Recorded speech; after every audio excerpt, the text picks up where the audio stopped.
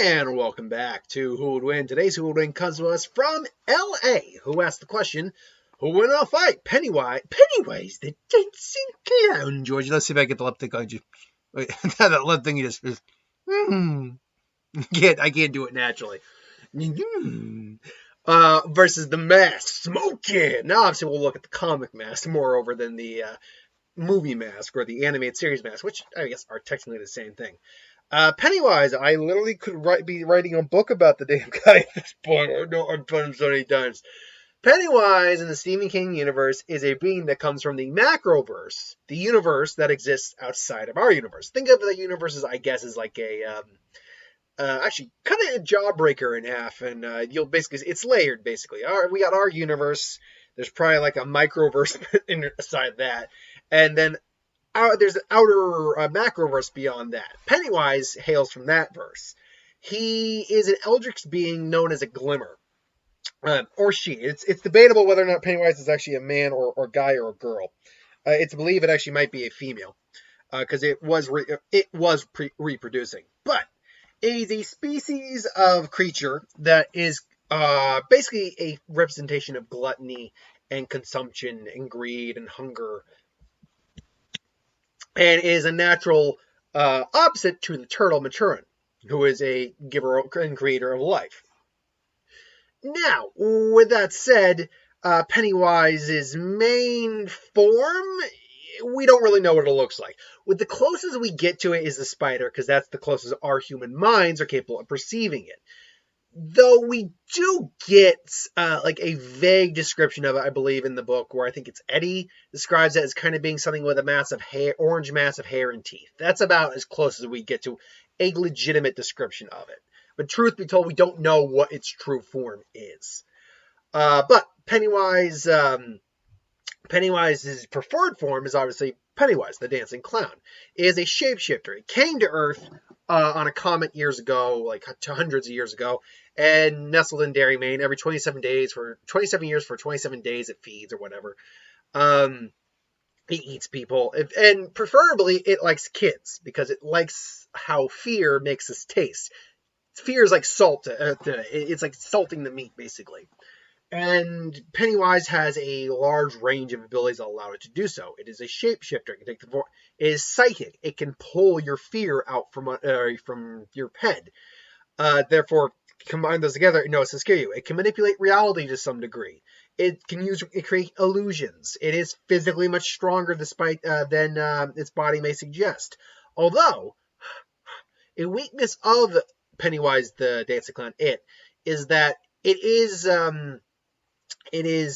bound by the form it takes. It is bound by the rules of the law of nature of the form it takes. So basically, it's bound by the rules of a clown, basically, in that. But it can still transform into other forms, hence like the giant spider form you see in the movie. Pennywise is capable of... Pennywise is very difficult to injure. I mean, let me rephrase that. Pennywise isn't... It's complicated, because you can injure Pennywise with, like, everyday appliances, so long as you have, like, a power of belief over him, hence why, will this work? Can this kill monsters? It can if you believe it can, or, it's silver, or, when he said that this is battery acid, now you disappear. So it's a mind over matter game, really, with Pennywise, more than anything else. You can physically injure him, though. Or it. I will say him because the appearance is of a male, but it's implied it's a female. You can't physically injure Pennywise. Hence, like in the movie when they stabbed the fence rod through its head. They did injure Pennywise legitimately because they stood up to Pennywise. Because Pennywise's power comes from its ability to inflict fear over you. The more fear you're feeling, the more people are afraid of it, the stronger it overall is. That said, even 1v1, if you're not afraid, that doesn't make him powerless per se.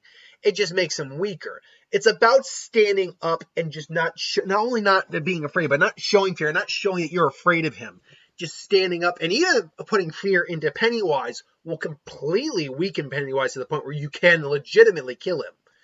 But that's difficult because we have to factor in the final thing that comes with Pennywise, the deadlights. Now, the deadlights are often said to actually be its true form.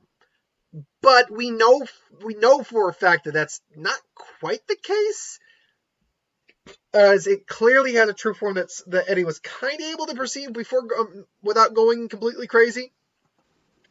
And we know that it's an opposite to the turtle, where the turtle's true form. A turn's form is a turtle. So it's more than likely that this thing looks probably something akin to. Anytime someone I hear that description, like some massive orange hair and teeth and claws and all that stuff, I'm like, I think like a weird combination of like Venom, or no, not Venom, sorry, Carnage, Wild Mutt from Ben 10, and Sonic the Hedgehog for some reason. that's my interpretation. Someone fused that together, and there's my image of what Pennywise's true form looks like. But the Deadlights are essentially a eldritch light that we cannot look at. For if we look at it as humans with our feeble human minds, we will A, die, or B, if we don't die, we'll just go completely insane or kind of be like in a weird coma state and just float, as you know, people were floating in the remade movies. And this stems from the fact that Pennywise is, by all accounts, a cosmic being within the Stephen King universe.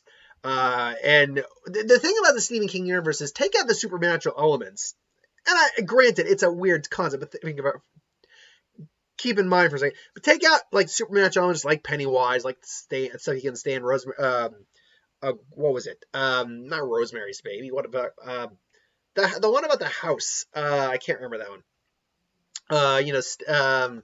Tom, Eric, take those out of the equation for a second.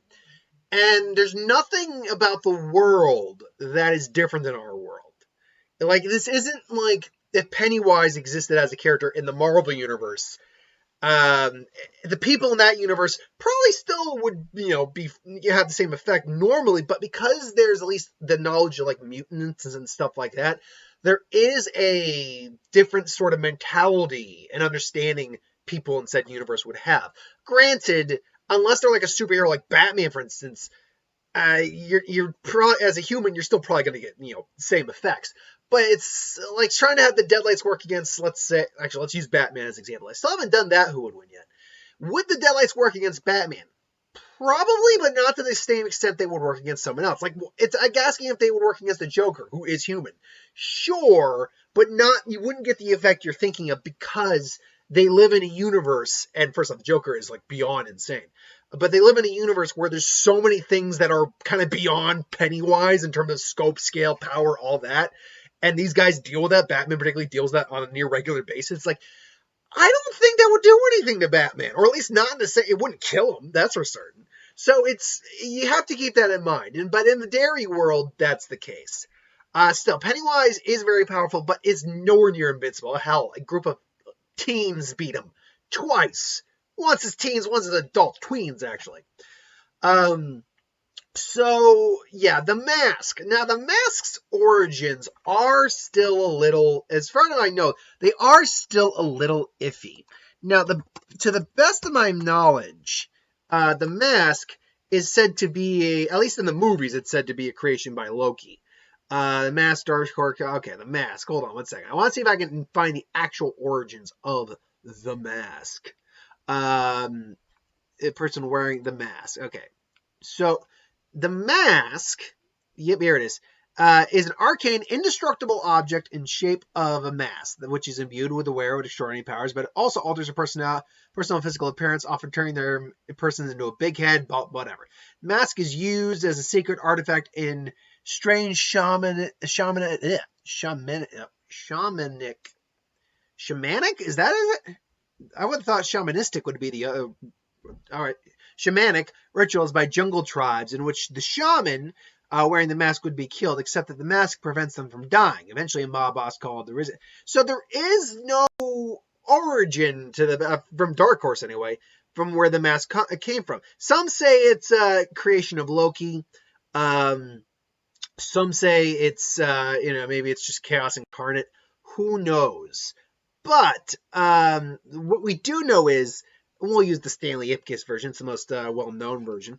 What we do know is that the mask is very, very powerful, very dangerous.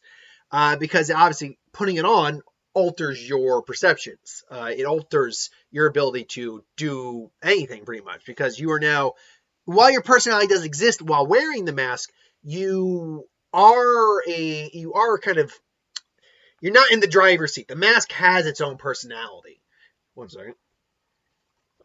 So you are kind of, you're melded together. Unfortunately, the mask kind of calls the shots a lot. It kind of works on bringing out what you want to do, your darkest desires, all that. Like a normal guy like Ipkiss could turn into a murderer like that, but he was such a pushed around guy that that inner rage comes out in comedic ways. The mask as a whole is pretty violent most of the time, but what the mask is capable of doing is anything it really wants to do, because the mask basically has it's magic, but what the mask has, it's known as Toon Force, pretty much. Watch Death Battle if you want a little bit of an idea of this, is that the mask can pretty much do whatever it wants, provided that it is funny. Or provided that at least someone or him finds it funny. The mask can just do whatever it wants. It can basically instantaneously heal from injuries. Basically saying, nope, I chose not to be injured. He can turn into a superhero. He can fly. He can just pull anything out of his body. He can be smashed in pieces. It doesn't matter what you do to the mask. The mask will not die. At least not by normal means.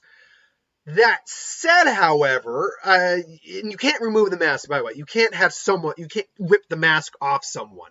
The user's got to be able to remove the mask on their own, which usually happens at some point. Like, they still are there. The personality is still there. The person's still there. But the mask has a lot of influence over them. So it's difficult for them to kind of work up the willpower to do so. That being said, it's a little difficult for me to know. I'm going to look it up right now, because I actually couldn't think of anything earlier. Is the mask afraid of anything? Is the mask, besides being taken off and just made useless again, mask afraid of anything? Of anything. Yeah, okay, is the mask afraid of anything? Maskophobia, fear of mask. That's not, whatever. As far as I can tell, the mask doesn't really give a damn about anything. So fear is not something that's really his repertoire. However, the mask has been beaten on occasions. Lobo beat him by creating a guilt bomb, which caused the mask to feel so guilty, Ipkiss took the mask off. In theory, if he does something that even he suddenly realizes is not funny, it would cease to work. There's probably a limitation to what the mask can actually do. We just have never seen that limitation. But there's certain scenarios where the mask probably is actually, useless. Theoretically speaking, you could put him up against someone who can warp reality legitimately and maybe warp the mask. Because the mask, let's be clear, the mask is indestructible. The mask is magical. However, that doesn't really work against someone who is, for instance, assuming that Beerus makes it, and a little spoiler here, for a possible matchup in the future, assuming Beerus and the mask end up facing off, the mask would lose to Beerus in a fight, because, as stated in Dragon Ball Super, when he fought Aurelie, who was basically a gag character very similar to the mask. Gag character stuff, smooth character stuff, that doesn't work on Beerus. Beerus is basically is a power beyond something like that. So a character like that would beat the mask in a fight. Fortunately, Pennywise isn't that character, so you don't have to worry about that. At least in terms of that's how that would work. So without further ado, how would this fight happen? Let's say just Ipkiss is going on a rampage in Derry, Maine, and just comes across the clouds like, here you go, sideshow, woo, and, just gives him another balloon. And Pennywise is looking, he's like, huh? What was it? And the balloon just explodes, and it's like, and Pennywise is hurt. Then it was a giant explosion, and Pennywise says, "Oh, sorry, buddy, I never really liked clowns anyway." It's like, and just Pennywise is healing up a little bit. Healing up, like, oh yeah, Oh, you think you're funny, do you? Ruining my meals. Like, well, you're not just kind of just boing boing. You're not your average size Joe Bob, are you? What do you say, Krusty? You and me have some fun. I'll kill you. And, he's just messing. I could see him just messing with Pennywise the entire day. I'm over here. I'm over here. Canagram, just pops in, exploding kids. Like, I hate you. Pennywise is just trying to kill him. And eventually he would catch him like in his spiders. Like, starts beating the ever out of his head. Like, oh, spiders. Ugh. Maybe we should get on an exterminator and go into like genie mode. This could get ugly. They get, I don't kill you. Why can't I kill you? It's like, Sonny boy, you don't seem to understand who you're dealing with right now. Why don't you take a picture from a page from my book? And he's basically going. I can see him going into the 1990s miniseries. It's just like, well, see, a long time ago, I was born from the bouncing baby Earth of Loki, and my daddy decided to abandon me on Earth, and now I like to fuck with people all day long. Including your sorry cloud ass. He just pulls him into the picture. How am I here? What's going on? The problem with Pennywise is, A, there's nothing he can do to scare Pennywise. But to be fair, this isn't like with Mike Myers, who pretty much doesn't have any fear, but is still generally human, sometimes supernatural abilities depending on your incarnation of him. This is a nigh omnipotent magical jokester who likes to destroy things. With basically, the ability to do whatever he wants as long as it's funny. And trust me, it would be funny in this case. So it's like, and Pennywise doesn't have the ability to Pennywise can instill fear to some degree. But there's got to be a logical reason behind it. Like, he can't just make you like, you're afraid. No, he's got to play off your fears and make you afraid through certain means. He can't do any of that to Pennywise. Pennywise has seen way too much shit. He can't do that to the Mask. The Mask has seen way too much shit to be like, yeah, no, clowns, not too scary. Don't like him, but not too scary. Oh, giant spider, yeah, squish. Mummy's alive. Remember that show, kids? Back in the early 90s, Mummy's alive? It's like, so it's unfortunate for him, but yeah, Pennywise really doesn't have any good way to put the Mask down for good. I did like that at the end of Death Bell too, where it's like Dummy's just like, a strange green man in a zoot suit dropped this off, where he's like, does that mean he's going to kind of be our Deadpool now, or recurring Deadpool, or Mask, just like, but yeah, in my opinion, it's the Mask. The Mask is smoking Pennywise. I guess the question we got to raise is, because the only thing in this fight Pennywise could really bring to the table to do anything would be the deadlights. Now, because the body that the Mask inhabits is human, you could ask the question, do the deadlights actually do anything?